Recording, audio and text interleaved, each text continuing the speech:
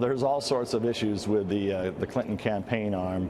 One of the things that I think is still out there, or not the Clinton campaign arm, but the Clinton operation as it relates to the destruction of those emails. I mean, clearly there were multiple crimes broken there. It's a two-tiered justice system. It's not right, and it's why the new Attorney General Barr, he's got a lot of cleanup to do over there. But I do have a lot of confidence in him. I really do. I think he's going to be able to get it done.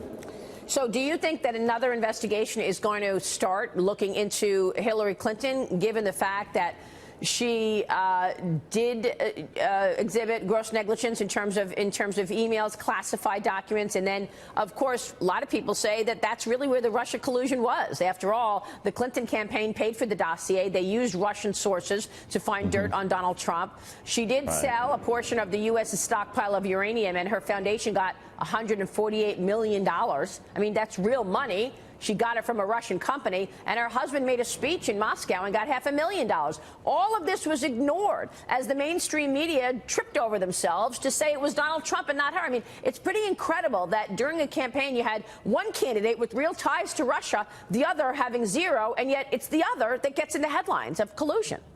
Yeah, and not only that, but they investigated the Trump campaign for exactly what the Clinton campaign was doing. Supposedly they were looking into the Trump campaign because they were worried that Russians were infiltrating and giving dirt to the Trump campaign on Clinton, when in fact they knew right in front of their very eyes they had Clinton campaign dirt that they were supposedly getting from Russians.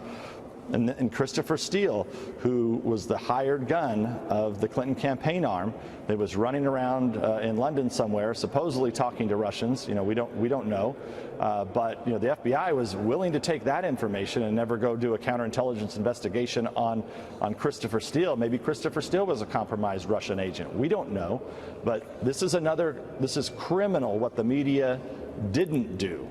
And just this morning, just read a story that Christopher Steele, lo and behold, he showed up. Finally, somebody in the media tracked him down in London. There's a new picture of him because, he's been in hiding for all this time. Now, you're telling me that every major news media outlet, including many over in London, it's a big economic center of the world. You cover it on your show quite often. Yeah. And are you telling me that no one could find Christopher Steele to ask him questions about what was going on with the dossier? Because, as you know, he was referred by the Senate.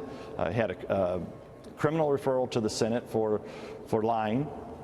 If you look at our investigation, we invited him to come and speak. He never would come and speak.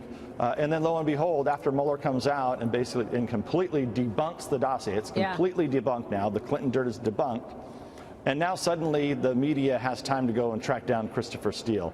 I mean, what a joke. Right. Let me ask you about the Mueller report and whether or not you believe it should be made public. William Barr says he is going to make it available. A lot of people are calling for it in the next week. Of course, the Democrats, that's their new big outrage. They are ignoring the contents of the Mueller report and what we just found, and instead going toward, well, we want to see the whole report. Where do you sit on that? Mm-hmm. Well, I actually think I was the first member of Congress to say that all of the information needs to come forward. So I don't really care about the report specifically, because I think the report should just be burned because it's partisan. And it should be looked at a lot like the Christopher Steele Clinton dirt dossier. I mean, this is really Mueller's dossier is what this is, okay?